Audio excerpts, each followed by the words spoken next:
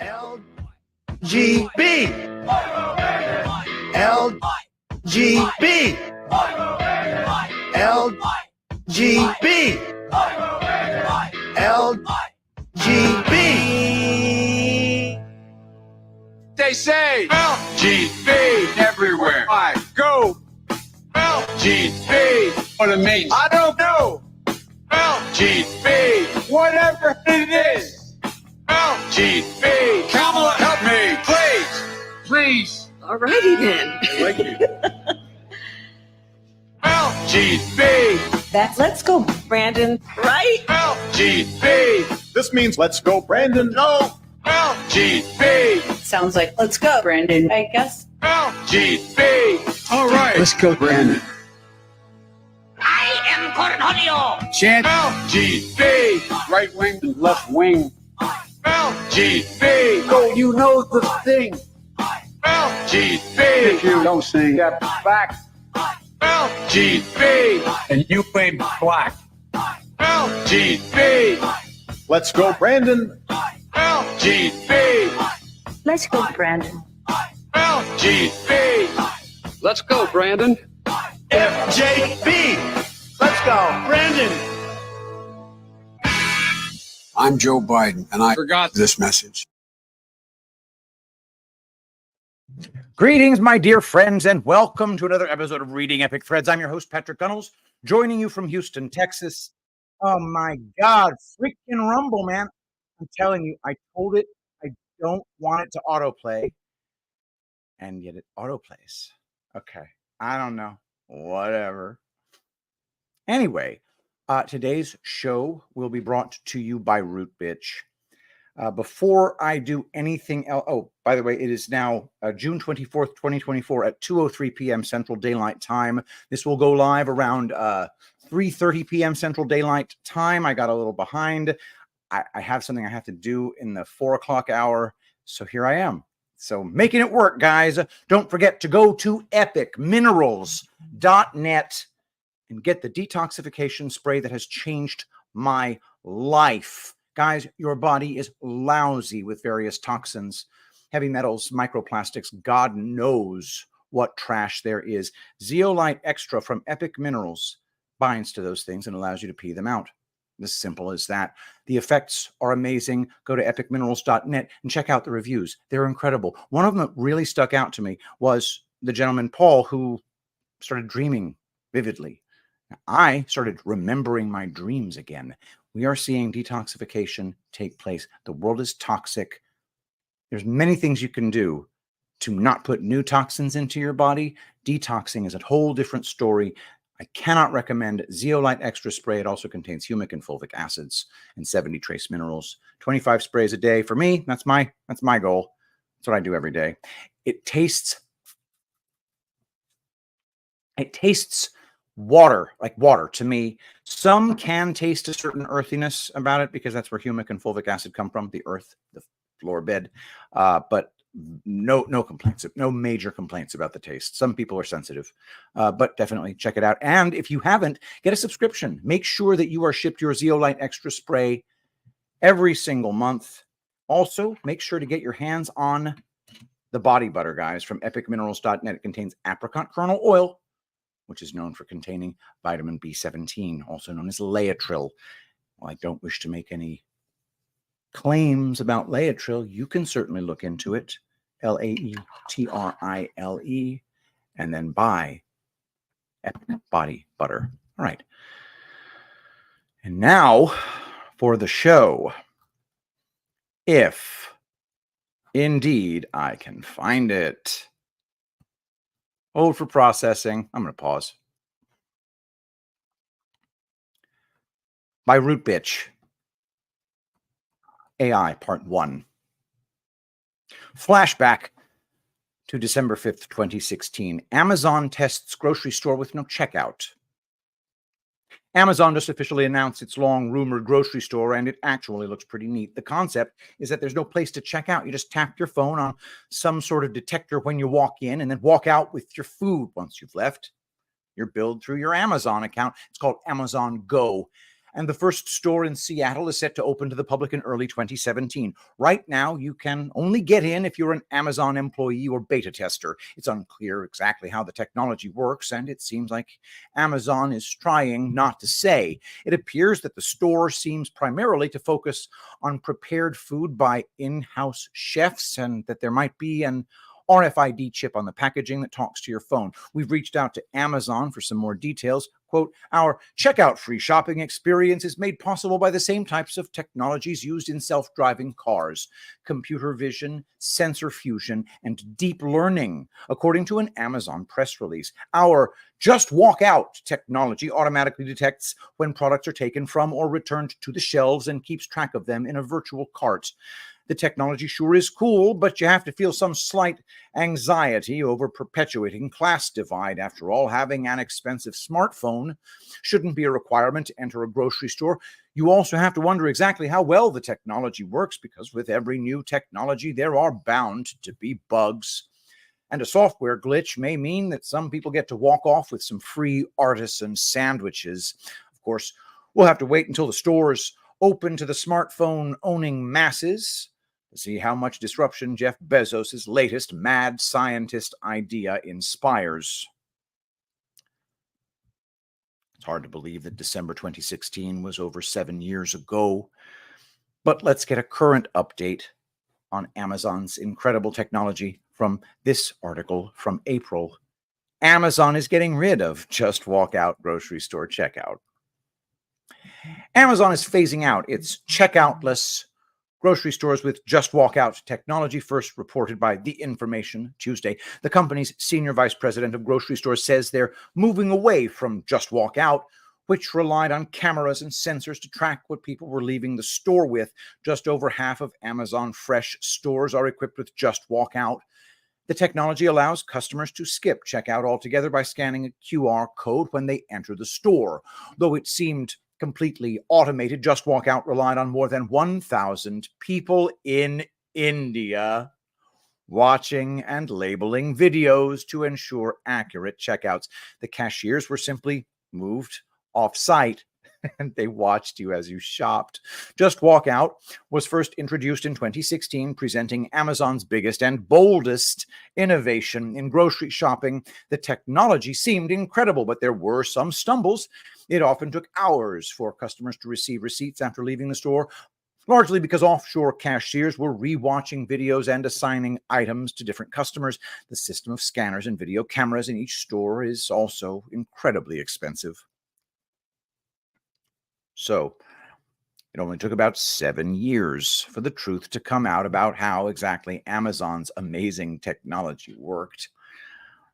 But now things have changed. It's the AI revolution, and even New York City has an AI chatbot. Headline: New York City's AI chatbot was caught telling businesses to break the law. The city isn't taking it down. An artificial intelligence-powered chatbot created by New York City to help small business owners is under criticism for dispensing bizarre advice that misstates local policies and advises companies to violate the law. But days after the issues were first reported last week by tech news outlet The Markup, the city has opted to leave the tool on its official government website.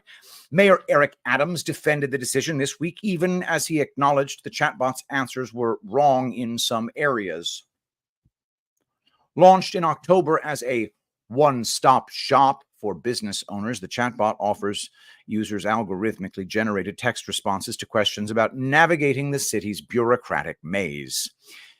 It includes a disclaimer that it may, quote, occasionally produce incorrect, harmful, or biased information, and the caveat, since strengthened, that its answers are not legal advice. It continues to dole out false guidance, troubling experts who say the buggy system highlights the dangers of governments embracing AI-powered systems without sufficient guardrails. Quote, they're rolling out software that is unproven without oversight, said Julia Stoyanovich, a computer science professor and director of the Center for Responsible AI at New York University. It's clear they have no intention of doing what's responsible, end quote. Of course, you would expect New York City to have problems, but big tech has demonstrated just how impressive AI can be. check out this video from last December. All right, testing Gemini. Here we go. Tell me what you see. I see you placing a piece of paper on the table. I see a squiggly line. What about now? The contour lines are smooth and flowing, with no sharp angles or jagged edges. It looks like a bird to me. What if I add this?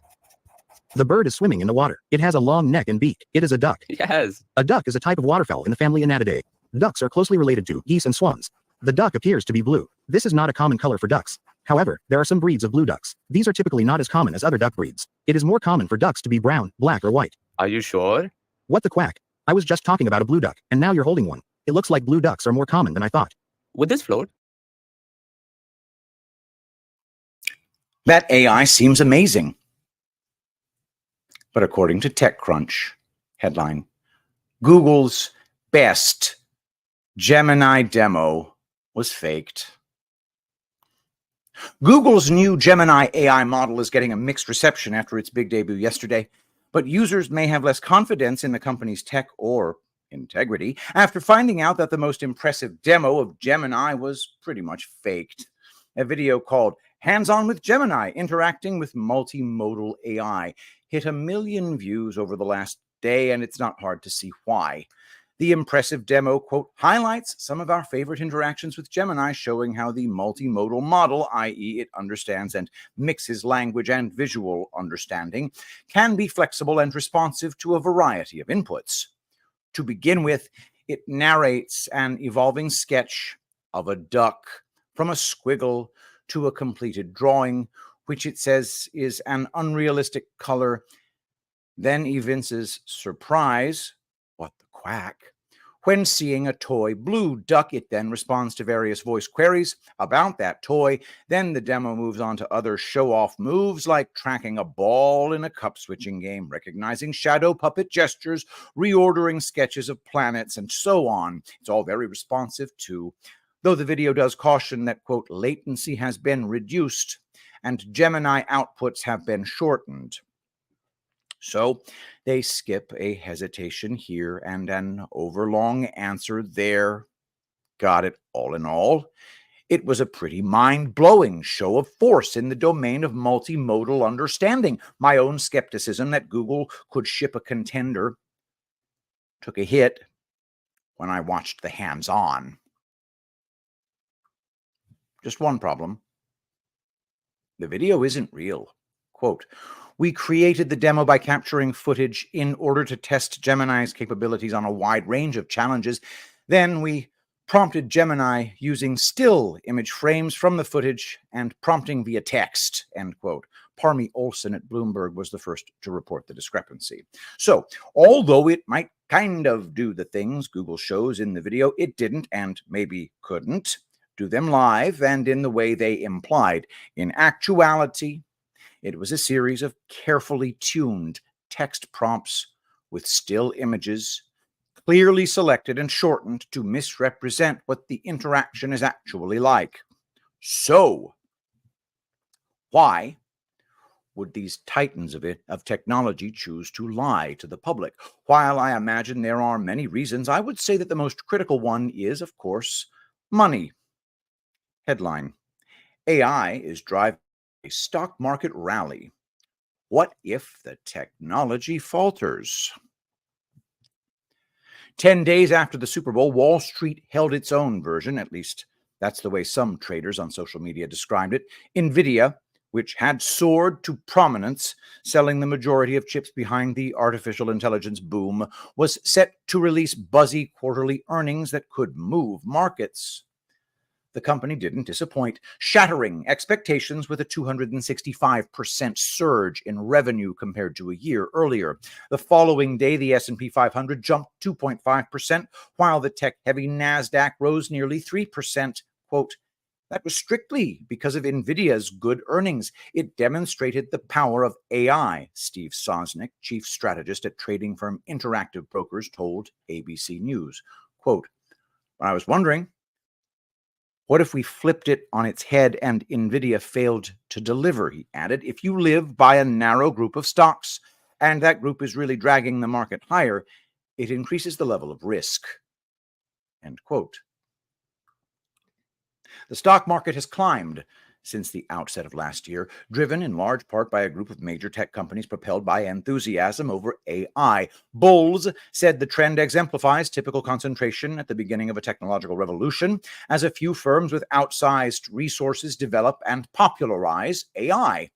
Critics, however, warn that profit-making uses of AI remain a far-off vision, risking a market downturn if the technology falls short of the watershed that boosters have promised. Many people with 401ks and college funds dependent on the S&P 500 could end up burned, some analysts told ABC News. Quote, AI has gone into hyperdrive, Sosnick said. Every day, people buy into the S&P 500 because they think it's a diverse set of stocks. With the concentration right now, that's an underappreciated risk. Major stock indices drew a bump in recent months from investors optimistic about benefits of the newly prominent technology. However, those gains were concentrated primarily in a handful of tech giants known as the so-called Magnificent Seven: Alphabet, Amazon, Apple, Meta, Microsoft, Tesla, and Nvidia. Since the S&P 500 is weighted based on company value, larger firms make up a bigger share of the index. The Magnificent Seven accounted for nearly 2/3 of the index's 24% gain in 2023, a Reuters analysis found. Microsoft, the most valuable company in the world, saw its shares soar nearly 75% since the beginning of last year. That stretch began with an announcement in January 2023 that Microsoft was investing $10 billion in OpenAI, the artificial intelligence firm that developed ChatGPT. Months later, Microsoft's Bing became the default search engine for ChatGPT. Apple, the world's second largest company, is working on plans to incorporate generative AI into all of its devices, Bloomberg reported in October. Earlier this month, Nvidia became the third largest company in the world. Analysts bullish on the market acknowledge the concentration at the top, but expect the AI-driven gains to broaden as the technology pervades the economy and smaller companies gain notoriety. Chatbots are just the tip of the iceberg. Mike Lucas, CEO of TrueMark Investments, which specializes in exchange-traded funds, or ETFs, quote, the AI revolution is real and it's here to stay, end quote. TrueMark Investments offers an ETF that allows investors to buy shares pegged to a basket of roughly 24 AI-related firms spanning from Nvidia to a host of lesser-known names. The ETF has surged 52% over the past year. Quote, to me, the early stages are always reflective of people buying what they can see and touch and understand, Lucas added. Quote, right now, that's the big companies in the news that are blowing the doors off of earnings. It will broaden out, end quote. The flood of investments in AI has elicited corporate spending on the technology, which will thrust the technology into the wider market and boost further gains, said Ives. Quote, we're going to see the ripple effect from this massive spending waves, he said. Skeptics abound, however. They point to what they consider a lack of evidence that AI will be of use to firms beyond a narrow set of tech juggernauts. Without wider adoption, they say, the market explosion could fizzle. Headline: Nvidia surpasses Qualcomm as world's biggest fabless chip designer. The world's leading chip design firms experienced a significant revenue boost because of the ongoing generative AI frenzy. They reached a collective $38.1 billion, a 12.5% rise from the previous quarter, according to TrendForce. Nvidia, which sold $10 billion worth of data center hardware, emerged as the highest-earning fabless chip designer, overtaking Qualcomm in the rankings.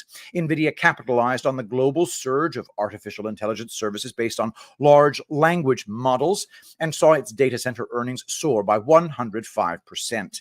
This growth was further fueled by the successful launch and shipment of their cutting-edge Hopper and Ampere architecture, HGX systems. As a result, Nvidia's Q2 earnings reached a staggering $11.33 billion, marking a 68.3% increase quarter over quarter, TrendForce reports. No, that article didn't just misspell fabulous. They really meant fabless chip designer. Title: What are fabless chip makers? Fabless chip makers design and market semiconductors for smartphones, computers, medical devices, and many other electronic devices. They decide how to assemble and market the semiconductor chips, but don't fabricate, fab them, hence they're fabless. That task, the actual fabrication, is outsourced to a foundry specializing in the highly sophisticated and capital-intensive work of producing them.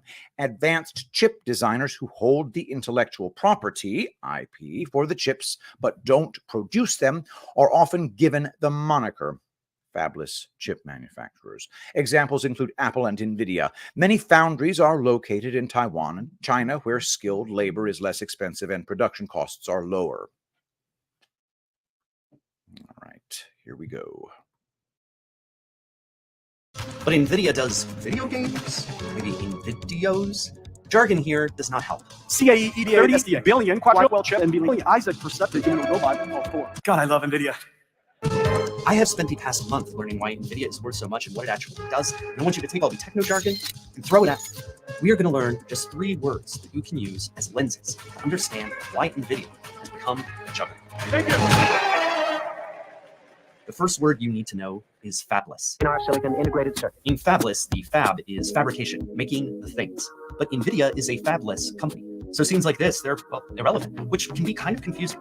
After all, the silicon in Silicon Valley is making these chips with stuff like a diamond point in a scribing machine. AMD CEO, Jerry Sanders, he was even famous for actually saying, real men have fabs. Here, in the world's most advanced manufacturing environment. And my brain is stamped with this old 1997 commercial for Intel. Crazy suits, super precise chip making. Then they start dancing, but that's just, the commercial. Around the 1980s, a new fabless model emerged, led by the company TSMC in Taiwan. Companies design chips that go into these super factories, and the chips come out. These TSMC photos from today show you just how complex it can get. These foundries are a new path for the chip industry. In April 1993, 3 guys met in a Denny's in San Jose to found a fabless company. Originally, they weren't with TSMC, but later they were. NVIDIA is what they come up with. It's NV for next version, mixed with NVIDIA, Latin for envious. You can see that the naming issues are there from the beginning. Jensen Huang is the CEO now. He's the guy that you need to know today. Algorithms, computer architecture, mathematics. The NVIDIA group saw that graphics were getting more complicated and they wanted to build an additional card that you could slot into your computer to supercharge 3D images. Now, if you're like me, you're wondering at this point, hey, what is NVIDIA doing during all this? And if it's fabless, what's the point of them? That is why I want to show you a chip. I told you this would not get technical. I had not looked at a chip in this before. This is sick. I had only looked at like pieces of paper before. So on TSMC's side, this stuff is incredibly complex. Imagine putting every single grain of salt on this chip, and you get a figment of an idea of how hard this stuff is. On the NVIDIA side, they have to have a perfect design to hand over, or the chip is useless. And we're talking about something that is actually way, way, way easier than what they do with silicon chips. So you can see why fabless makes sense. It lets each side do their job. Well, that single chip order can cost millions to start. But I think this sets the orientation for NVIDIA throughout the 90s as a graphics company. In the late 90s, NVIDIA was even running out of money. So they went even more fabless. They emulated the chip in a computer. They simulated what it would work like and printed it without seeing the final copy in person. This had big benefits. It saved them money, and it also got them far ahead in their production cycle. So NVIDIA was a fully fabless company. This was beneficial because the cost of building a fab was rapidly climbing. Eventually, those economics meant the industry caught up. Even real men have fabs, AMD swallowed its pride and spun off chip companies. Today, NVIDIA even tries to build software that will help them make better chips. We're accelerating computational lithography, one of the most important applications that nobody's ever known about. In order to make chips, we have to push lithography to the limit. But in the 2000s, NVIDIA had to build a moat. I received my PhD from Stanford in 2004. This is from a very early video on NVIDIA's YouTube channel, and this guy, he is very important. Basically, my research at Stanford was looking at general purpose program models for GPUs and trying to understand how we could use these processors for things other than games and graphics. In 1999, NVIDIA started saying their graphics cards were GPUs, graphics processing units, cousins to CPUs. But that's not the word I want you to learn. A CPU does complex problems in order. GPUs do this special thing. A GPU can solve simpler problems in parallel. You can probably see why this is good for graphics. There are lots of individual pixels on a screen. But our friend Ian and NVIDIA thought that it might be good for other stuff. That's where CUDA came in, around 2006. CUDA was originally Compute Unified Device Architecture. If you go on NVIDIA's YouTube page, you'll see that it was this niche thing in the beginning, something for scientists. We're really interested in seeing if we can bring different types of physics onto the card. But NVIDIA knew the potential of what they were doing. In their 2007 annual report, they said, am I just going to hold these the whole time? I think I'm just going to hold these the whole segment. It feels kind of nice. With CUDA-enabled GPUs, engineers and scientists will be able to harness programmable GPUs in PCs to solve mathematically intensive problems that were previously cost prohibitive. The idea is that they will let anybody get really close to the GPU to tap all that power directly. You just have to do it on NVIDIA GPUs. I am an artist. Imagine the iMessage blue bubble, green bubble divide, but imagine the messages got there faster and more efficiently. That is kind of like CUDA. They start building CUDA and libraries for it. Just look at this list of vocabulary that you don't have to learn. But we are talking everything from partners doing ocean simulation to computer vision today. By their 2012 annual report, NVIDIA was boasting that GPU supercomputers are becoming more common, and it continues today. Your infrastructure is CUDA GPUs. But it's what else happens in that year, in 2012, the third word that you need to know, that makes the difference. I'm going to put these down now. NVIDIA is fabless, it is CUDA, and it is AlexNet. It's not data centers or NVLink or AI, and there's a reason for that. This word helps you understand how NVIDIA went from this kind of party First LAN party? Oh, hell no. to this kind of party. This is not a concert. You have arrived at a developers conference. In the early 2000s, a competition called ImageNet began. The idea was to have computers face off at recognizing images. In 2012, a program known as AlexNet, named for Alex Krizhevsky, dominated. And it was written using a very efficient GPU implementation on NVIDIA hardware. This had been done a bit before, but this paper kind of set a new paradigm, that GPUs could make AI a big, big thing. These frameworks are of vital importance to the development and the acceleration of AI. We work hard to put CUDA underneath every single one of them. If you added more pens, more GPUs, you got more AI. So they said pretty quickly that the AI race was on. In 2016, they gave OpenAI a supercomputer. Our strategy is to accelerate deep learning everywhere, for every platform, for every market, for every single industry. They bought companies to help them with data transmission, to string more and more GPUs together. NVIDIA is all about making really good, big GPUs and connecting them so they can talk to each other really, really, really quickly. Their amazing year in AI is all the way back in 2016, way before a lot of the breakthroughs that we identify with AI today. The crypto boom, a similarly parallel computing task, was actually kind of a distraction from their AI obsession. As AI became an all-purpose buzzword, NVIDIA became the backbone of that. And so we are effectively an AI foundry. We will do for you and the industry on AI what TSMC does for us building chips. But will it work? I don't know. I mean, NVIDIA is a long way from being just a graphics card company. The world is changing really quick. The bull and the bear case, they seem to hinge on how big a deal you think the CUDA moat and AI even will be in the future. There are also a lot of incentives to break NVIDIA's grip on AI through alliances. Fabless even has a whole geopolitical risk. It's described in books like Chip War. People are starting to freak out that only a few companies are making the computer chips the whole world uses. That fabless model, it remains core to NVIDIA. But at the same time, that CUDA moat, it's pretty big. And if you think AI will eat the world, then NVIDIA will get a world-sized fortune. Headline: SEC charges NVIDIA Corporation with inadequate disclosures about impact of crypto mining. Washington, D.C., May 6th, 2022. The Securities and Exchange Commission today announced settled charges against technology company NVIDIA Corporation for inadequate disclosures concerning the impact of crypto mining on the company's gaming business.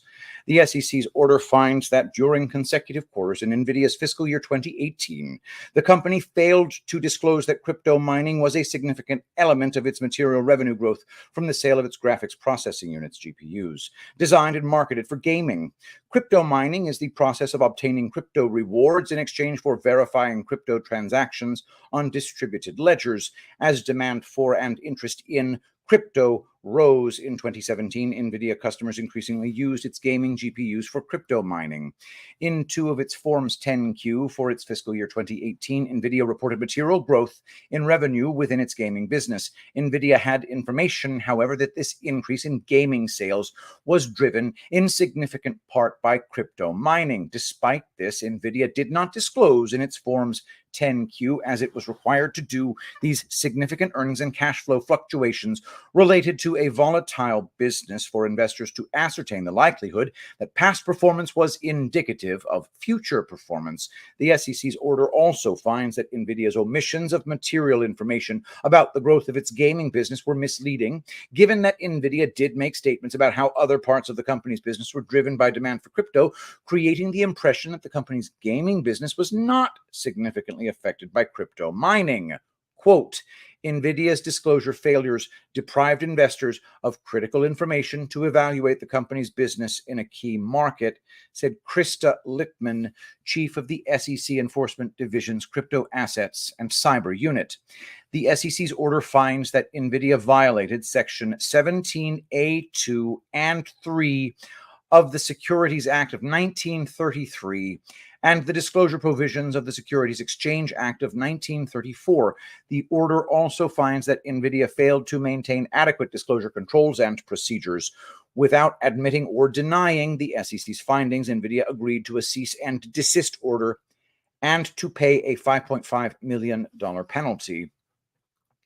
Just an average day for the NVIDIA CEO. Oh, yeah, he's sort of like kind of like, you know, how maybe a celebrity like a rapper or a rock star is like signing a woman's breast here. And we check this out. Here it is right here. You sure? You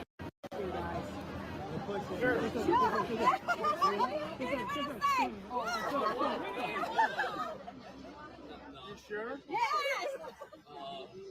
Is that a good idea? Are we going to have this?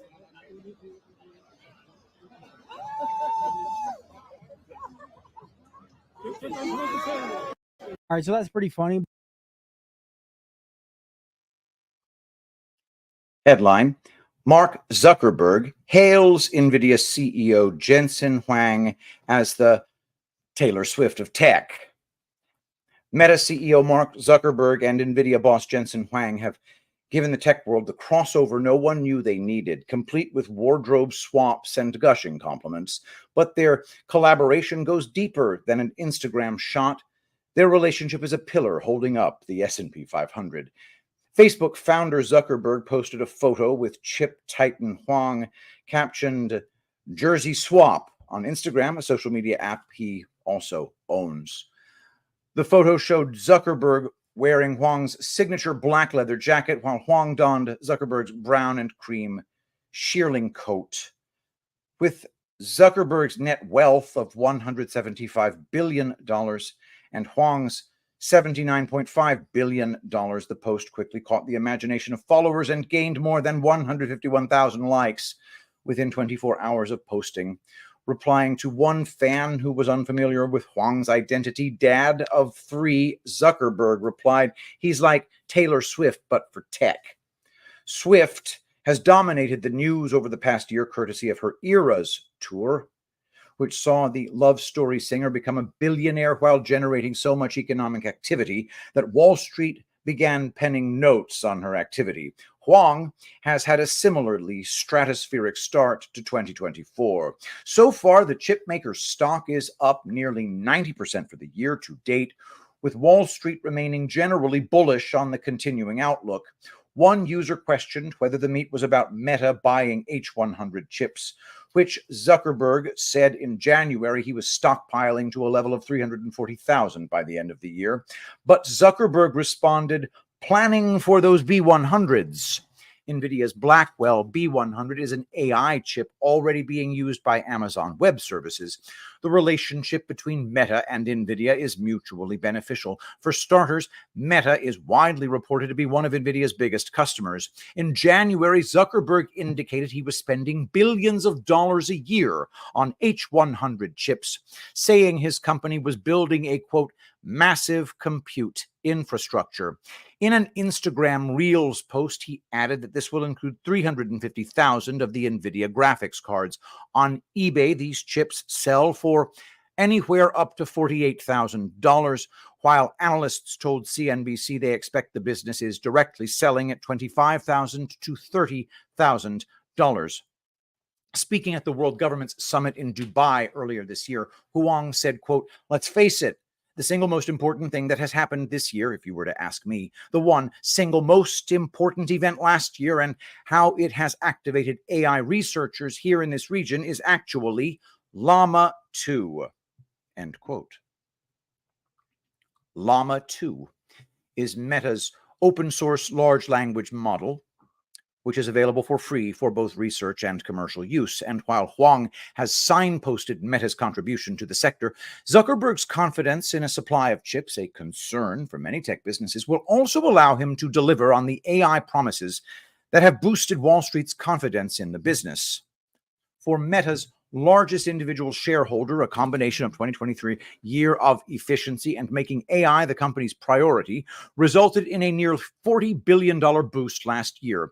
Indeed, in February, the term AI was used more than 80 times by Meta staffers on the company's earnings call, a move that has proved something of a surefire way to pique the interest of investors.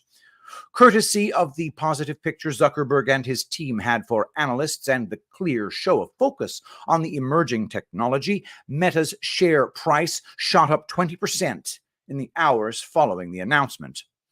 The support between the pair comes at the very top of the stock market.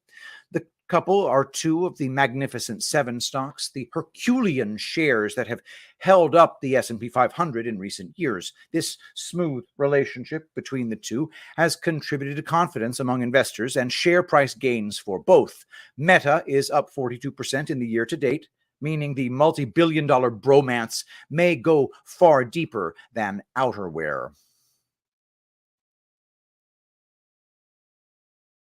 Accelerated computing has reached the tipping point.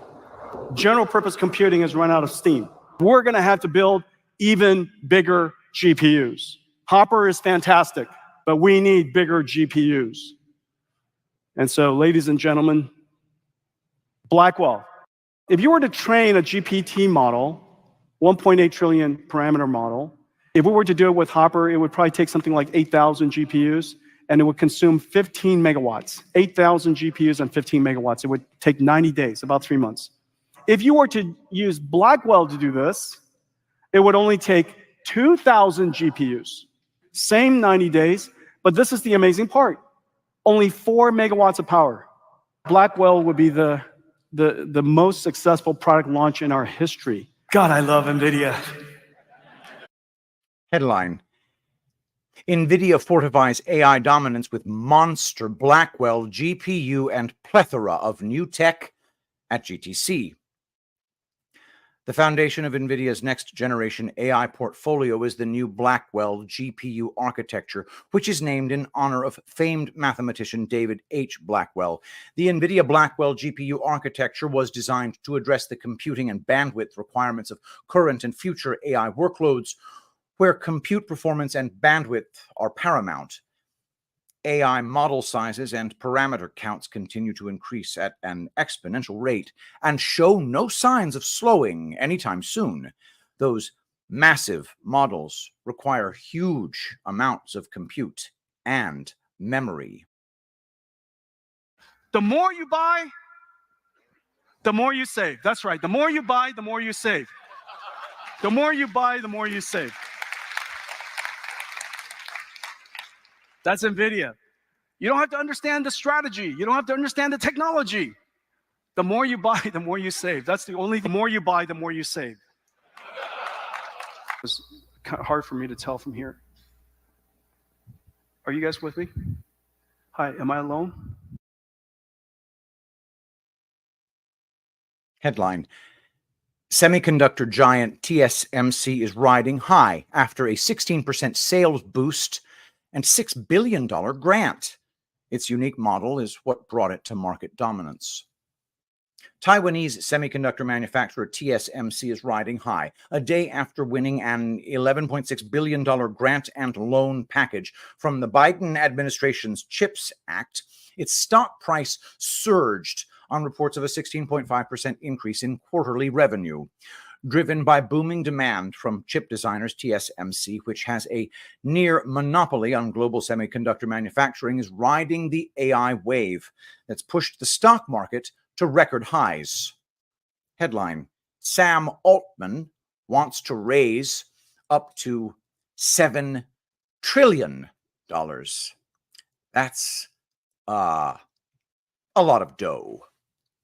The Wall Street Journal reports that OpenAI CEO Sam Altman has met with officials from the United Arab Emirates to pitch his plan to build lots and lots of new chip factories. The cost, $5 to $7 trillion. OpenAI needs more computing power. Currently, it relies on Microsoft for this, and this means it needs more silicon chip factories, a lot more, and chip plants ain't cheap. According to the Wall Street Journal, as part of the talks with the UAE, Altman is pitching a partnership between OpenAI, various investors, chip makers, and power providers, which together would put up money to build chip foundries that would then be run by existing chip makers. Some of the people said OpenAI would agree to be a significant customer of the new factories. Much of the effort could be funded by debt, one of the people said. The discussions are in their early stages. The full list of potential investors isn't known, and the effort could span years and ultimately might not succeed. President Joe Biden recently signed the CHIPS Act, which gives $52 billion in subsidies to build factories in the U.S., although the promise of many new good jobs is falling short. So Altman's ambitious plan to make more happen is great, I think, but $5 to $7 trillion is a whole lot of clams. That kind of number isn't typically something a relatively new company thinks about raising. Headline: Microsoft infrastructure, AI and CPU custom silicon, Maya 100, Athena, Cobalt 100. Microsoft is currently conducting the largest infrastructure build-out that humanity has ever seen. While that may seem like hyperbole, look at the annual spend of mega projects such as nationwide rail networks, dams, or even space programs such as the Apollo moon landings. And they all pale in comparison to the greater than $50 billion annual spend on data centers Microsoft has penned in for 2024 and beyond. This infrastructure build-out is aimed squarely at accelerating the path to AGI, artificial general intelligence, and bringing the intelligence of generative AI to every facet of life, from productivity applications to leisure. One of the most exciting and stressful periods of modern history was the frantic race between the US and the Soviet Union to beat each other to the moon. The space race was a time of intense distrust, mutual antagonism, and technological experimentation. This cosmic competition had its origins in the struggle for ballistic missile-based weapons that occurred between the two superpowers after World War II. The natural progression from ICBMs was rockets that could go even further, which meant into space. Neither country wanted the other to develop space-based weapons capabilities, and they certainly didn't want to look like they weren't as technologically advanced as their arch-nemesis. And so the Americans and the Soviets battled it out in the race to achieve firsts in space, the first object in space, the first man in space, the first man on the moon. But unbeknownst to these titans of industry, another nation was quietly preparing to beat them both to the moon and to Mars. On October 24, 1964, the former British Protectorate of Northern Rhodesia won its independence and became known as Zambia. The fledgling government went on the record as supporting positive neutrality during the Cold War, but one man had different plans. Edward Mapuka Nkoloso, a former schoolteacher and revolutionary veteran, announced that he had plans to build his own space program and was already training 12 would-be Afronauts, his term for African astronauts. An article in Time magazine even gave him Headline: The Zambian Afronaut who wanted to join the space race. At the height of the Cold War, a school teacher launched the Zambian space program with a dozen aspiring teenage astronauts. Was he unfairly mocked? Time magazine published an article that focused on the nation's first president, Kenneth David Konda. Another figure appeared in the article's closing paragraph. Quote, he is Edward Mukuka Nkoloso, a grade school science teacher and the director of Zambia's National Academy of Science, Space Research and Philosophy, who claimed the goings-on interfered with his space program to beat the US and the Soviet Union to the moon. Already, Nkoloso is training 12 Zambian astronauts, including a curvaceous 16-year-old girl, by spinning them around a tree in an oil drum and teaching them to walk on their hands, quote, the only way humans can walk on the moon. Times' whimsical footnote prompted a flurry of interest from foreign reporters. Quote, "We do not know whether to take the announcement of this news from Lusaka seriously or whether to conclude that Zambia somehow has been victimized by a Madison Avenue type," one confessed. Others wondered if it was a semi-serious space program or a useful publicity stunt. Their interviews with Nkoloso did little to clarify whether his space program was serious, silly, or a send-up. "Some people think I'm crazy," Nkoloso told a reporter for the Associated Press, "but I'll be laughing the day I plant Zambia's flag on the moon." Nkoloso wore a standard-issue combat helmet, a khaki military uniform, and a flowing cape, multicolored silk or heliotrope velvet with an embroidered neck and festooned with medals. His astronauts sometimes wore green satin jackets with yellow trousers. They were quick to explain that these were not spacesuits. "No, we are the dynamite rock music group when we are not space cadets." Godfrey Mwango, at 21, had been tasked with the moon landing. Martha Mwamba, 16, was headed for Mars. Nkoloso's dog Cyclops was to follow in the paw prints of Russian Mutnik Laika. The other cadets carried a Zambian flag and a staff in the shape of a crested eagle on a dinner plate atop a sawn-off broomstick. Nkoloso said he had been inspired by his first airplane flight. When the pilot refused to stop the plane so that he could get out and walk on the clouds, Nkoloso made up his mind to enter the space race. Newspapers also reported the large sums of money, ranging from $20 million to $2 billion, that Nkoloso requested from Israel, Russia, the U.S., the United Arab Republic, and UNESCO. One saw piles of letters from foreign well-wishers containing plenty of advice, but no money beyond a 10-rupee note sent by a space-minded Indian schoolboy. Despite Nkoloso's indifference as to which side of the Cold War would fund his space program, he insisted on keeping the details secret. "You cannot trust anyone in a project of this magnitude," he said. "Some of our ideas are way ahead of the Americans and the Russians, and these days I will not let anyone see my rocket plans." Nkoloso was also happy to demonstrate his do-it-yourself space technology and training. He rolled his cadets down a hill in a 40-gallon oil drum to simulate the weightless conditions of the moon. "I also make them swing from the end of a long rope," he told a reporter. "When they reach the highest point, I cut the rope. This produces the feeling of free fall." The Mulolo swinging system, he hinted, was itself a potential means of space travel. "We have tied ropes to tall trees and then swung our astronauts slowly out into space."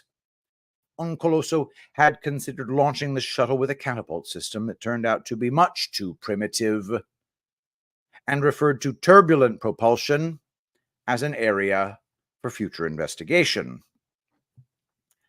As you may have guessed, the Zambian space program never got off the ground. "My spacemen thought they were film stars. They demanded payment," Nkoloso told the AP in August 1965. "Two of my best men went on a drinking spree a month ago, and I haven't been seen since. Another of my astronauts has joined a local tribal song and dance group." Even in the early days, Nkoloso had complained that, quote, "they won't concentrate on spaceflight. There's too much lovemaking when they should be studying the moon." Martha Mwamba eventually got pregnant and dropped out. The program suffered from a lack of funds, for which Nkoloso blamed those imperialist neo-colonialists who were, he insisted, scared of Zambia's space knowledge. Because we live in a miraculous world, you can still watch documentary footage from 1964 of Nkoloso and his team training in Zambia on YouTube. The wacky world of Zambian astronauts, whose leader in 1962 confidently predicted they'll be the first men on the moon. Mr. Encloser, is this the site for your rocket launching program? And could you tell me where your rocket is? Yes, this is the rocket launching site, and my rocket is just here. Ground control to Major Tom. And what is the name of your organization? The name of my organization is National Academy of Science, Space Research, and Astronomical Research. 2, check ignition, and may God's love be with you. When will you fire off your first rocket, and where will you send it to? I will fight from Lusaka, and if we go straight to the moon. You really made the grade. To most Zambians, these people are just a bunch of crackpots. And from what I have seen today, I'm inclined to agree. So we'll take it they didn't get there then. Of everything I've read on Colosso, the 1964 series of articles by the San Francisco Chronicle columnist Arthur Hoppe best captures the tonal ambiguity of the Zambian space program. Hoppe described Colosso as, quote, an engaging if somewhat insane man with a disarming grin, and Martha as a, quote, demure, well-rounded young lady with a charming smile. Hoppe asked Colosso what Martha's 12 cats were for. Yes, please, he said, nodding. Partly they are to provide her with companionship on the long journey, but primarily they are technological accessories. Technological accessories? Yes, please. When she arrives on Mars, she will open the door of the rocket and drop the cats on the ground if they survive. She will then see that Mars is fit for human habitation. Hoppe's dry wit resonates beautifully with the snippets of local voices he captured, including that of Violet Ndonga. Quote, to go to the moon, it is for you Americans. She made a gesture that summed up Zambian public opinion of America's $20 billion program to win this race to the moon so as to enhance our national prestige throughout the world. They think we're out of our minds. As Martin Luther King Jr. pointedly remarked, in 1967, a country that had spent $20 billion to put a man on the moon could just as well, quote, spend billions of dollars to put God's children on their own 2 feet right here on Earth. In his 1995 memoir, Hoppe said that the journalists covering the violence in the Congo next door had mocked him roundly for covering such a trifle.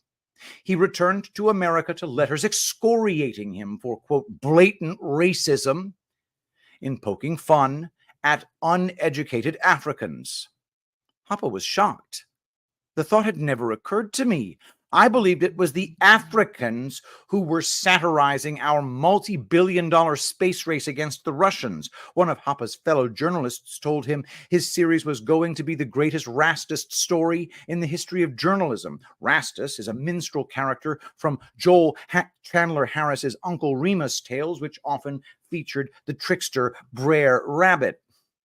In 1964, Colosso wrote an op-ed about his space program that read to me like a parody of British colonialism in Africa, refracted through a paranoid Cold War sensibility. Quote, we have been studying the planet through telescopes at our headquarters and are now certain Mars is populated by primitive natives, he wrote. Our rocket crew is ready. Specially trained space girl Martha Mwamba, 2 cats, also specially trained, and a missionary will be launched in our first rocket. But I have warned the missionary he must not force Christianity on the people if they do not want it. And Colosso accuses American and Russian operators of trying to steal his space secrets. Detention without trial for all spies is what we need. Perhaps the question is not whether the Zambian space program was satirical, but why so few have imagined that it could be. Zambian irony is very subtle.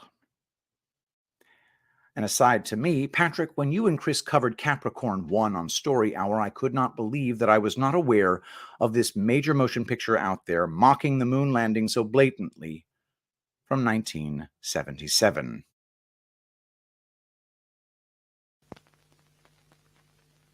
We are T-minus 18 seconds from liftoff. We're T-minus 15 seconds. Would you and your men please follow me? Hey, what the hell is this? This is an emergency. Please follow me now. T-minus 10 seconds. 9, 8. We have ignition. 6, 5. We have outboard engines. 3. We have inboard engines. 1, 0. We have a launch commit. We have a liftoff at 35 minutes after the hour. Every split second of this historic flight, every intimate detail, every heartbeat was monitored by Mission Control in Houston. This is Capricorn 1. We have landed.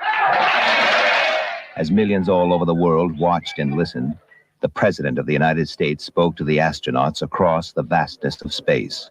To the men of Capricorn 1, I bring you greetings from your fellow Americans. There's only one small catch. It never happened. It's all a lie, a fantastic $30 billion hoax. Something's wrong, and I don't know what it is. Dig deep enough, you might uncover the truth. Those signals couldn't have come from 300 miles. But the odds are, you'll never live to tell it. Freeze! I'm not moving an inch. They're on the plane together. There's a device. It's on the plane.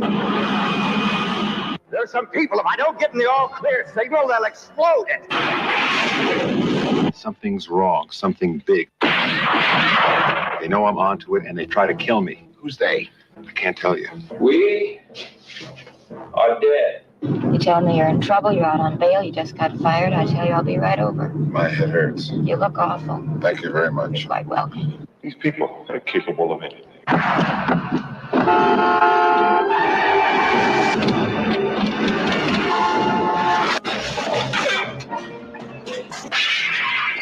You sound so close. It's hard to believe you really are that far away in space. It's hard for me to believe it, too. You're up to something. You want my help. It's gotten out of control. It's too big. Capricorn 1, this is Houston.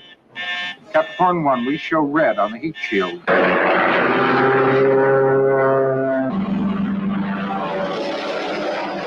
Capricorn 1, this is Houston. We show red on the heat shield. Do you read?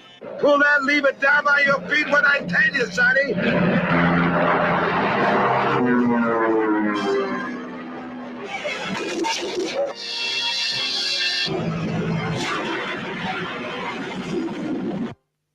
Capricorn 1, the mission that never got off the ground.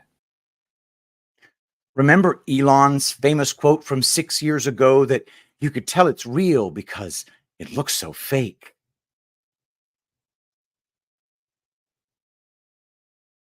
Amazing pictures from space. Elon Musk pulls off an engineering feat. He sent his own kind of rocket man on board a Tesla Roadster into orbit. Elon Musk has outdone himself this time. But this is much more than a publicity stunt involving just a car in space. Let's start with the science. This afternoon, SpaceX launched the world's most powerful rocket, and it's a major milestone for the company. And this is a live look at what's happening right now in space. That's Elon Musk's own Tesla convertible in orbit. The driver is a mannequin he's calling Starman. But CBS reporter Manuel Borroquez shows us what came down is also making news. 27 rocket engines fired at once, sending the Falcon Heavy into space and the SpaceX crew into applause. Well, if you could hear all that cheering, it was an outstanding test flight of the Falcon Heavy. The mega rocket combines the power of 3 SpaceX rockets into one, generating over 5 million pounds of thrust, enough to launch a 737. It's a very big step forward, and we hadn't seen a rocket this powerful since the space shuttle retired back in 2011. SpaceX founder and CEO Elon Musk spoke with CBS space analyst Bill Harwood Monday at the launch pad. Why does the country need this rocket? And this rocket's great for a lot of reasons. It's something that I think inspires the public, and you could actually send people back to the moon with the Falcon Heavy, with the orbital refueling, send people to Mars. The payload on this test launch is Musk's Midnight Cherry Tesla Roadster with a dummy named Starman. It's headed for an elliptical orbit around the sun that extends as far out as Mars, and it could remain in orbit for hundreds of millions of years. And the side boosters that got the Falcon Heavy into space, Musk got them back intact. They stuck their landings at Cape Canaveral Air Force Station. Manuel Bojorquez, CBS News, Kennedy Space Center. All right, we got to show you more live pictures from space. Coming up in about 90 minutes, if all goes well, rockets on board will fire again, sending the Roadster on its way towards Mars. When she started to say and last summer, even India got in on the action. We can see the Honorable Prime Minister, Shri Narendra Modi ji, who is here to encourage us. And he is critically looking at the visuals.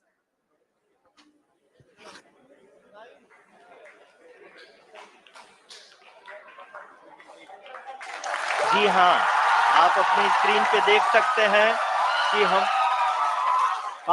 Lander module People are applauding. Let us all wait to hear from the Secretary, Department of Space and Chairman ISRO. When she started to say, people are applauding, I really thought she was going to say, people are retarded. Some people need it repeated over and over and over again. So this July, we'll get another blockbuster release.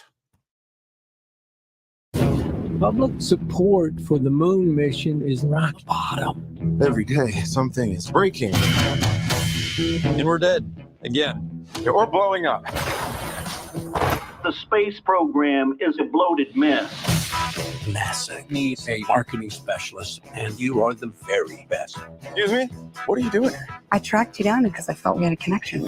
What? I'm joking. I work here now to sell the moon. NASA's not something that you sell with a jingle and a slogan. When I'm done, those men are going to be bigger than the Beatles. Who is that? For me, this is very personal. He's got my name. You told me that your guys don't do interviews, so I had to hire new guys. I'm here for the casting. Who's he? You're a juicy part. 60 missions in Korea. I flew 52 missions in Korea. I flew 52 missions in Korea. How's that? What? The whole world will be watching. We can't afford to lose to the Russians. We need to shoot the backup version of the moon landing. You mean to fake it? No one can ever know what we're doing. I cannot accept that. They will shoot you. What is my budget? Oh, boy. I know a lot more about the moon than I know about you. Give me go, no go for launch. If you fake this mission, every single thing that we have sacrificed will have been for nothing. You know you couldn't have made it to this day without me. 4,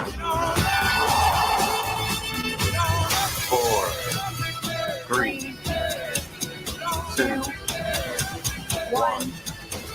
And My Armstrong is a whiny little bitch. We have to. Scarlett Johansson will be starring in that movie, but she's been in the headlines lately for other reasons.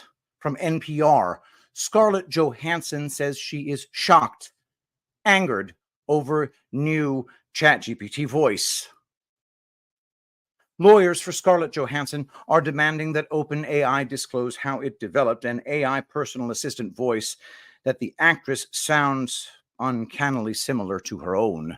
After OpenAI held a live demonstration of the voice last week, many observers compared it to Johansson's voice in the 2013 Spike Jonze romantic sci-fi film Her, which centers on a man who falls in love with the female voice of his computer's operating system. OpenAI CEO Sam Altman, who has said the 2013 Spike Jonze film is his favorite movie, invited comparisons by posting the word her on X after the company announced the new ChatGPT version. But later, OpenAI executives denied any connection between Johansson and the new voice assistant. Turns out Altman had been courting the Hollywood star for months, and she now feels betrayed.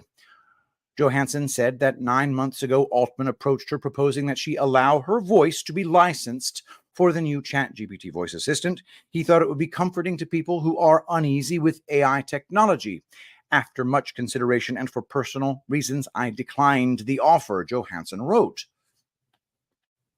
Just 2 days before the new ChatGPT was unveiled, Altman again reached out to Johansson's team, urging the actress to reconsider, she said. But before she and Altman could connect, the company publicly announced its new splashy product, complete with a voice that she says appears to have copied her likeness. To Johansson, it was a personal affront. I was shocked, angered, and in disbelief that Mr. Altman would pursue a voice that sounded so eerily similar to mine that my closest friends and news outlets could not tell the difference, she said. She also found it alarming, she said, at a moment when the internet is awash in disinformation.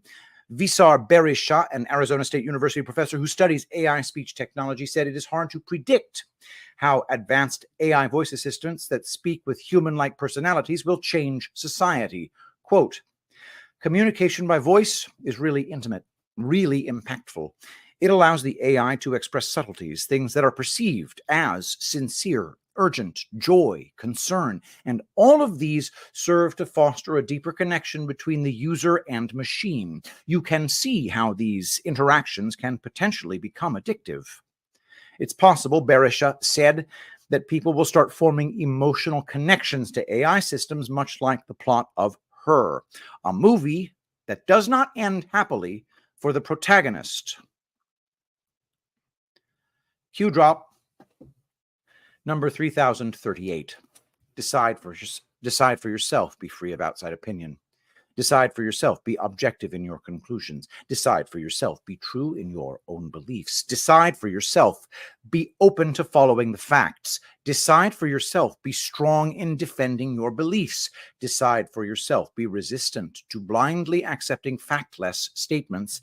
Decide for yourself. Be free. Those who attack you, those who mock you, those who cull you, those who control you, those who label you, do they represent you or do they represent themselves in some form? Mental enslavement. The Great Awakening, freedom of thought, was designed and created not only as a back channel to the public away from the long-standing mind control of the corrupt and heavily biased media, to endure future events through transparency and regeneration of individual thought, breaking the chains of groupthink, but more importantly, aid in the construction of a vehicle, a ship, that provides the scattered free thinkers with a starter new social networking platform which allows for freedom of thought expression and patriotism or national pride, the feeling of love, devotion, and sense of attachment to a homeland and alliance with other citizens who share the same sentiment. When non-dogmatic information becomes free and transparent, it becomes a threat to those who attempt to control the narrative and/or the stable. When you are awake, you stand on the outside of the stable, groupthink, collective, and have free thought. Free thought is a philosophical viewpoint which holds that positions regarding truth should be formed on the basis of logic, reason, and empiricism rather than authority, tradition, revelation, or dogma. When you are awake, you are able to clearly see. The choice is yours and yours alone. Trust and put faith in yourself. You are not alone, and you are not in the minority. Difficult truths will soon see the light of day. Where we go one, we go all. In part 2, we'll delve into more of the AI headlines like OpenAI board, Paul Nakasone, former head of NSA, joins OpenAI board.